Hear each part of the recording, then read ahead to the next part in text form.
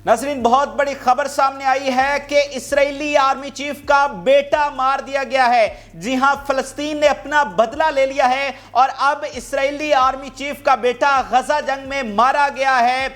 बहुत बड़ी खबर है। इस वक्त पूरे इस्राएल में चीखों पुकार है, इस्राएली मीडिया की चीखें हैं। उन्हें समझ नहीं आ रही कि उनके साथ ये हो क्या गया है। नेतन्याहू का गुरूर भी पूरी तरह से इस वक्त खाक में मिल चुका है। सबसे बड़ी खबरें इस वक्त गजा जंग से हमारे पास आ चुकी हैं और भी बड़े हमले किए गए हैं और कुछ मजीद ऑफिसर्स हलाक हुए हैं, वो आपको बताएंगे। और इसके साथ साथ यमन ने बड़े हमले किए हैं और उनकी बंदरगाहों पर जोरदार धमाके सुने गए हैं। बैलिस्टिक मिसाइल के साथ इतने बड़े हमले हुए हैं कि उनकी बंदरगाहों को खंडर की तरह बना दिया गया है। वो तफसीलात भी आपके साथ शेयर करेंगे। और अमेरिका जिसने इत्तेहाद बनाया और यमन पर हमला करने वाला था, अब वो किस तरह से पीछे हटता हुआ नजर आ रहा है, इस्राएल को इस सूरत हाल में तन्हा छोड़ता हुआ नजर आ रहा है। वो तफसीलात भी आपको बताएंगे। और पुतिन और ईरान इस वक्त कौन से बड़े हमले की तैयारी कर रहे हैं। प्रेसिडेंट रईसी मॉस्को में मौजूद हैं, पुतिन के साथ अहम मुलाकात में अहम फैसले हो रहे हैं।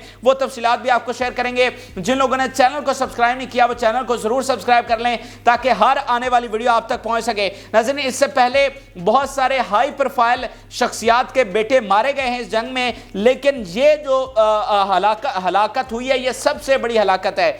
और इसमें उनका army chief, farmer army chief, उसका नाम है गैडी ऐजनकोट, जो कि करंट वॉर काउंसिल का मेंबर भी है, उसका बेटा इस वक्त जंग में मार दिया गया है। और ये जो आर्मी चीफ है ये बहुत ही जालिम समझा जाता है और इसने हजारों फलस्तीनियों का खून इसके हाथों पर है। और इसकी एक डॉक्ट्राइन भी थी जिसका नाम था दाहिया डॉक्ट्राइन। अब ये दाहिया डॉक्ट्राइन क्या थी? इसने ये कहा था कि सिविलियंस को मारना जस्टिफाइड है, तो ये एक नई डॉक्ट्राइन लेकर आया था। तो इसने बतौर आर्मी चीफ हजारों फलस्तीनियों को शहीद किया था। ये बहुत ही जालिम तरीन समझा जाता है और अभी भी वॉर काउंसिल का मेंबर है, यानी नेतन्याहू की काबीना का हिस्सा है। और जितना कुछ हो रहा है इस वक्त गजा में, सब में इसकी हिमायत शामिल है। और सिविलियंस को मारना ये जस्टिफाइड करता है कि सिविलियंस को बिल्कुल मार देना चाहिए। लेकिन अब आप देखिए कि इससे किस तरह बदला लिया गया है और इसका अपना बेटा गजा जंग में हलाक कर दिया गया है। और हलाक किस तरह से हुआ है? बड़ा हमला एक टनल में किया गया है जिसमें डजन्स ऑफ दूसरे फौजी भी हलाक हुए हैं। उस टनल के हमले में घात लगाकर जो हमला हुआ उसमें इसका बेटा भी हलाक हुआ है।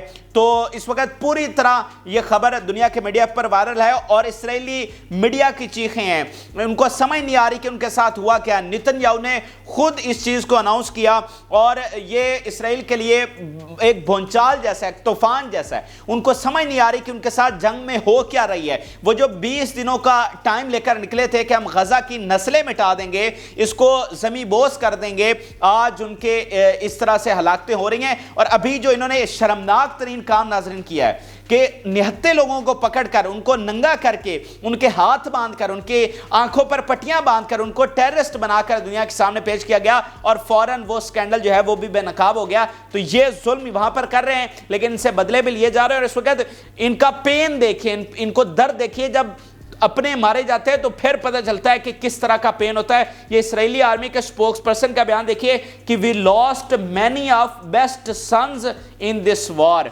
अब ये डिक्लेरेशन ऑफ डिफीट है और कि इतने ज़्यादा उनके जो फौजी हैं वो हलाक हुए हैं। हालांकि ये तो कह रहे थे हमारे 10 हुए हैं, 5 हुए हैं, 7 हुए हैं। तो अब ये मानने पर मजबूर हुए हैं क्योंकि नुकसान इतना ज़्यादा है कि उसको छुपा नहीं सकते हैं। इसके अलावा कुछ और जो बड़े हमले हुए हैं उनमें है कि 2 इस्राएली ऑफिसर्स, ये उन्होंने खुद तस्लीम किया है कि ये हमारे हलाक हुए हैं। इसके अलावा पिछले घंटों में 135 मिलिट्री व्हीकल्स तबाह की गई हैं। 135।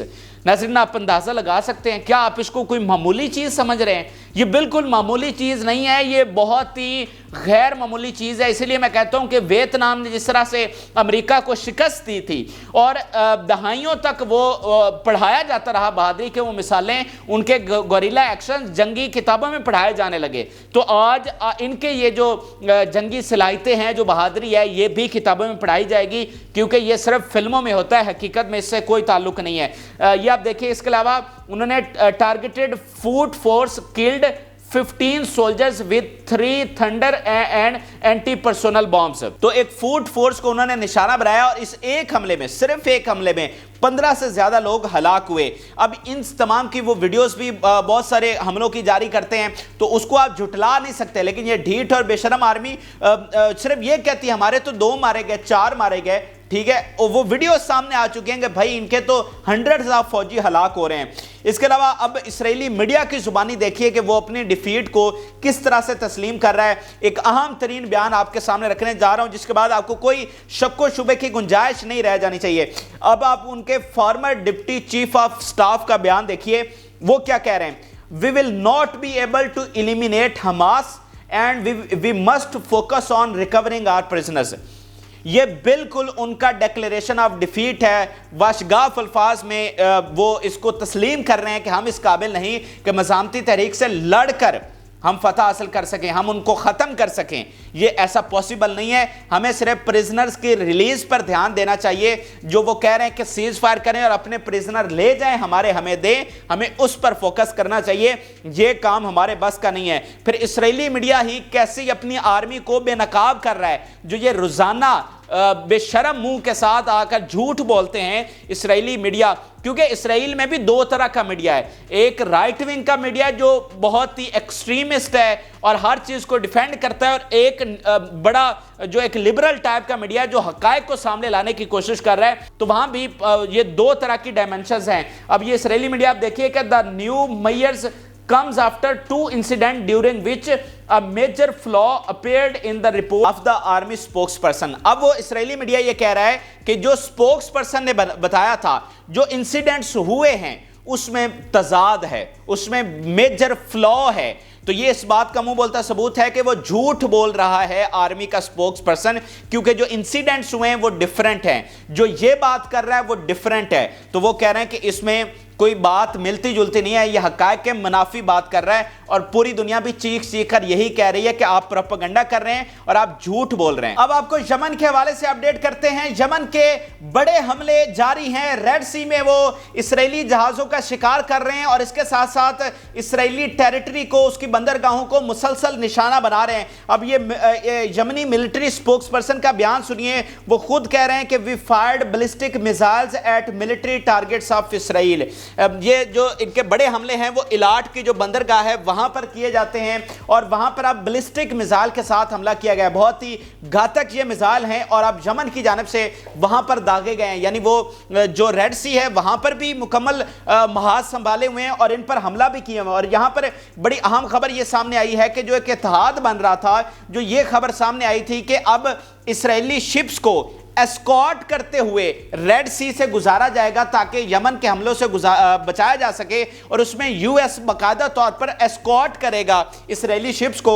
وہ اب پوری طرح سے منصوبہ جو ہے وہ ناکام ہو گیا ہے، کیونکہ امریکہ پوری طرح سے پیچھے ہٹ گیا. اور پیچھے کیوں ہٹا ہے؟ کیونکہ اس کو یمن سے بہت بڑے حملوں کا ڈر ہے اور اس کو لگتا ہے کہ اب ہم یمن سے یہ نیا محاذ نہیں کھول سکتے. یہ آپ دیکھیں کہ پولیٹیکو جو سب سے ایک بڑا ادارہ ہے وہ کس طرح سے رپورٹ کر رہا ہے کہ امریکہ کس طرح سے پیچھے ہٹا ہے. American officials thinks launching attacks on Yemen is wrong course of action at present time. امریکی آفیشلز میں یہ ایک بات پائی جا رہی ہے کہ جو حملے ہو رہے ہیں وہ تو اسرائیل پر ہو رہے ہیں، اور یمن نے جو ڈکلیئر کیا وہ اسرائیل پر کیا، امریکہ پر تو نہیں کیا. تو وہ تو صرف امریکہ پر اس صورت میں کرے گا اگر ہم اسرائیل کو بچائیں گے. تو ہمیں یہاں پر پنگا لینے کی کیا ضرورت ہے؟ ہمیں بلا وجہ اس محاذ میں جانے کی کیا ضرورت ہے جب پہلے ہی اتنے محاذ دنیا میں کھلے ہوئے اور نئے کھلنے جا رہے ہیں؟ ادھر سے چائنا تائیوان پر حملہ کرنے جا رہا ہے، ادھر وینزویلا حملہ کرنے جا رہا ہے، ادھر یوکرین کی جنگ پہلے سے چھڑی ہوئی ہے، غزہ کی جنگ الگ سے چل رہی ہے. ہم یمن کے ساتھ محاذ کھول کر بیٹھ جائیں تو یمن کو تو ہم ہرا نہیں سکتے. اتنے سال اس نے سعودی عرب کے ساتھ جنگ لڑی ہے تو ہم اس کو تو نہیں ہرا پائیں گے. ایک لمبی جنگ میں ہم بلا وجہ چلے جائیں گے. مثال کے طور پر یہ دیکھیں ان کا بیان کہ high level consensus not make sense for American army to respond.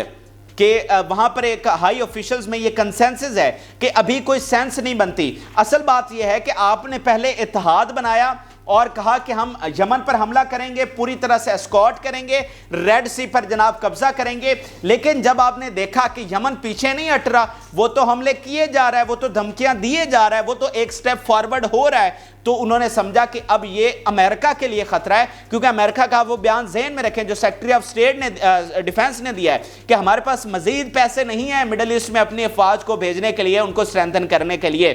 سو وہ ایک الگ سے اپنے فائنینشیل کرائسس کا, لیڈرشپ کرائسس کا شکار ہیں, تو اب وہ اوائڈ کر رہے ہیں اس نئے محاذ کو کھولنے کو. پہلے البتہ انہوں نے دھمکی ضرور دی تھی, اور یہ آپ یمنی ڈپٹی فارن منسٹر کا بیان دیکھیے, اس سے آپ کو اور صورتحال کلیئر ہوگی. انہوں نے کہا کہ not good for escalation for you. It will cost you 50 years of exhausting problems. We can write closed until further notice. We don't want. اب وہ کہہ رہے ہیں کہ اگر ہم سے تم نے جنگ چھیڑی تو 50 سال تو کم سے کم تمہیں لگیں گے اس جنگ کو جھیلنے میں, کیونکہ یہ پھر جلدی ختم نہیں ہونے والی ہے.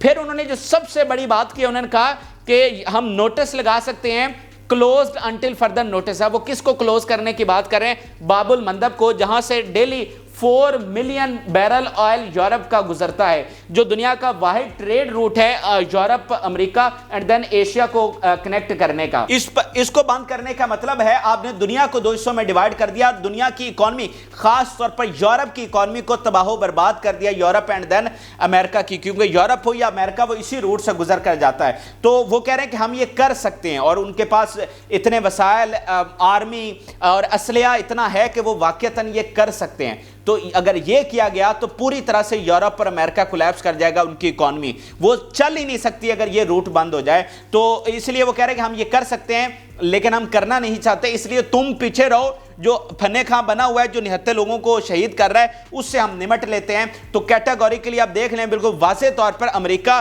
اب پیچھے ہٹ چکا ہے. پہلے اس نے بڑی کوشش کی اور اتحاد بنا کر حملہ کرنے کی کوشش کی, اور باب المندب کو کنٹرول کرنے کی کوشش کی. یہاں پر یو اے ای کا اپنا خواب تھا کہ امریکہ اس کو کنٹرول کر کے ہمارے حوالے کر دے تاکہ اس کو ہم چلائیں, لیکن وہ اب ان کے خواب ادھورے رہ گئے, کیونکہ یمن نے یہ بھی کہا کہ اگر یو اے ای اور سعودی عرب آئیں گے تو پھر ہم ان پر بھی حملہ کریں گے. اب ان کی جو بندرگاہیں ہیں وہ کس طرح سے کھنڈر بن رہی ہیں, اجڑ گئی ہیں. ناظرین, یہ جو الاٹ کی بندرگاہ ہے بہت ہی امپورٹنٹ بندرگاہ ہے, حائفہ کے بعد دوسری اہم ترین بندرگاہ. جتنا بھی امپورٹ ایکسپورٹ ہو رہی ہے وہ ساری میکسیمم الاٹ سے ہو رہی ہے, کیونکہ ریڈ سی کو جو لگتی ہے پورٹ وہ یہی لگتی ہے, اور یہ بڑی ہی خوبصورت ہے ٹورزم کے حوالے سے. اور یہ کوئی زیادہ مطلب ایریا بڑا نہیں ہے الاٹ کا, یہ جارڈن اور آپ کے ایجپٹ کے درمیان صرف 35 کلومیٹر کا یہ ایریا ہے, لیکن اس کے باوجود یہاں پر جو ٹورسٹ اٹریکشن ہے, جو یہاں پر ریسٹورنٹس اور بزنس ہے وہ بہت زیادہ ہے. اور تو اب آپ دیکھیے کہ وہاں سے 35,000 لوگ لیو کر چکے ہیں, اور ایک طرح سے یہ بندرگاہ ٹھپ ہو چکی ہے, کیونکہ ریڈ سی کا روٹ آپ کا بند ہو گیا. مسلسل یمن یہاں پر حملے کر رہا ہے, اور یہاں پر وہ ایئر ڈیفنس سسٹم بھی نہیں ہے اس طرح سے جیسے سائرنز تیل اویو میں لگے ہوئے ہیں, جیسے فورٹیفائڈ پلیسز تیل اویو میں بنی ہوئی ہیں. یہاں پر ایسی کوئی ان کو سہولیات اور پروٹیکشن نہیں ہے, اس لیے 35,000 آپ نے ذہن میں رکھنا ہے کہ ان کی ٹوٹل آبادی 80 لاکھ ہے, جس میں سے 3 لاکھ آپ کے ناردرن بارڈر سے نکل چکے ہیں, 5 لاکھ آپ کے جو ہیں وہ لیو کر چکے ہیں ملک کو. تو یہ بہت بڑی تعداد ہے. یہاں پر میکسیمم کتنے لوگ ہوں گے؟ زیادہ زیادہ لاکھ ہوں گے, اس میں سے 35,000 لوگ یہاں سے لیو کر چکے ہیں. کاروبار ٹھپ ہے آپ کا, اور پوری طرح سے یہ بڑی خوبصورت جو ایریا ہے جو ان کے لیے انتہائی امپورٹنٹ ہے اکانومی کے لحاظ سے, وہ کھنڈر بن چکا ہے, وہ اجڑ کے رہ گیا ہے. اور اس میں اگر یمن حملے نہ کرتا اس علاٹ پر تو دین یہ کام نہیں ہونا تھا, لیکن یمن کے مسلسل حملوں نے ان کو یہ بھی نقصان پہنچایا ہے. تو اس طرح یمن پوری طرح سے مؤثر کردار ادا کر رہا ہے. اور یہ جو یمنی فارن منسٹر کا بیان میں نے آپ کے سامنے رکھا ہے, انہوں نے اینڈ پہ پھر یہی کہا ہے کہ ہم آپ کو دوبارہ وارننگ جاری کر رہے ہیں, اسرائیلی شپس اس روٹ پر نہ آئیں, اور جو کوئی ان کی مدد کرنے کی کوشش کرے گا پھر وہ کسی خام خیالی میں نہ رہے. تو یہ یمن کی اپڈیٹ تھی. اب آپ کو پیوٹن اور ایران کے حوالے سے اپڈیٹ کرتے ہیں. پیوٹن نے 48 گھنٹوں میں پوری طرح سے اسرائیل کو ہلا کے رکھ دیا, ان کی دھجیاں بکھیر کے رکھ دی ہیں. 48 گھنٹوں میں انہوں نے 3 اتنی بڑی ملاقاتیں کی ہیں کہ اسرائیل اور امریکہ کو سمجھ نہیں آ رہی کہ ان کے ساتھ ہو کیا رہا ہے. آپ کہہ رہے تھے پیوٹن جو ہے وہ تو دنیا سے آئسولیٹ ہو چکا ہے, انٹرنیشنل کمیونٹی سے آئسولیٹ ہو چکا ہے, اس کو تو کوئی منہ نہیں لگا رہا, اور وہ آئے یو اے ای شاندار ایسا امریکنز کو استقبال نہیں ملا. یو اے میں آگے سعودی عرب میں انتہائی اہم ترین ان کو پروٹوکول دیا گیا اور تاریخ ساز اس کو وہاں پر ویلکم ہوا ہے. اس کے بعد وہ واپس گئے اور ابھی جو رئیسی ہیں پریزیڈنٹ رئیسی وہ ماسکو پہنچے اور ان کے ساتھ اہم ترین ملاقاتیں کر رہے ہیں. صرف آپ بیان دونوں کے دیکھیے پھر آپ کو بتاتے ہیں کہ چل کیا رہا ہے. اب دیکھیے کہ پیوٹن رئیسی کو کیا کہہ رہے ہیں کہ when I was flying over Iran wanted to land in Tehran but the officials told me that you are coming Moscow. ہمارے تعلقات جو ہیں بڑی تیزی کے ساتھ بڑھ رہے ہیں. وہ کہہ رہے ہیں کہ جب میں یو اے اور سعودی عرب جا رہا تھا اور ایران کے اوپر سے گزرا تو میں چاہ رہا تھا کہ اب یہیں پر لینڈ کر کے آپ سے ملاقات کروں, لیکن مجھے بتایا گیا کہ آپ ماسکو آ رہے ہیں, سو وہ ہم نے پوسٹ پون کر دی. اور انہوں نے کہا کہ ہمارے تعلقات بہت تیزی سے گرو ہو کر اور ہم بہت قریب آ چکے ہیں. اور ایرانی پریزیڈنٹ نے کیا کہا, یہ نئے ورلڈ آرڈر کی جو بات چل رہی ہے, اہم ترین بیان اس حوالے سے ہے کہ international organizations have lost all their mechanism. اب ناظرین اصل بات یہ ہے کہ ایک طرف یہ غزہ کی جنگ ہے اور اس سے جڑی ہوئی ایک نیا ورلڈ آرڈر ہے, امریکہ کی ہیجمنی کو ختم کرنا ہے. یہ ساری چیزیں انٹر لنک ہیں.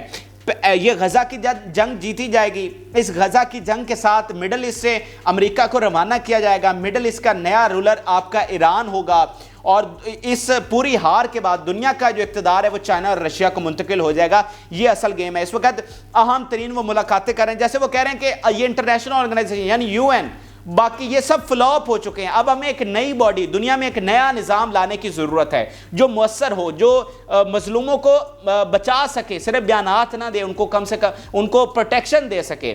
یعنی یو این کی طرح یوز لیس ہو کر صرف بیانات نہ دے لیکن ان کو کوئی پروٹیکشن بھی دے. تو ایک نئے نظام کی بات کی جا رہی ہے اور ہر صورت میں یہ جنگ فلسطین کی جیتی جائے گی. پوری طرح سے ویپنز فراہم کیے جا رہے ہیں, مالی امداد فراہم کی جا رہی ہے, مین پاور بھی فراہم کی جا رہی ہے, عالمی سطح پر پوری سپورٹ ان کو فراہم کی جا رہی ہے. رشیا پوری طرح سے ساتھ کھڑا ہے, ایران پوری طرح سے ساتھ کھڑا ہے. اور جیسے یو ایس انٹیلیجنس کی رپورٹ ہے کہ ایران حملہ کرے گا, تو اس حوالے سے بھی اہم ترین باتیں وہاں پر چل رہی ہیں. کل کو جب ہمیں بطور ریاست اس جنگ میں جانا ہے تو پھر ہم نے کس طرح سے کاؤنٹر کرنا ہے, اور جب نیٹو آئے گا تو اس کو کس طرح سے کاؤنٹر کرنا ہے. یہ اہم ترین ملاقاتیں وہاں پر چل رہی ہیں. لیکن لبے لباب یہ ہے کہ ایران اور رشیا پوری طرح سے فلسطین کے ساتھ کھڑے ہیں. اور آپ دیکھ لیجئے اس کا رزلٹ, اگر یہ نہ کھڑے ہوتے تو آج شاید فلسطین یہ جنگ ہار چکا ہوتا.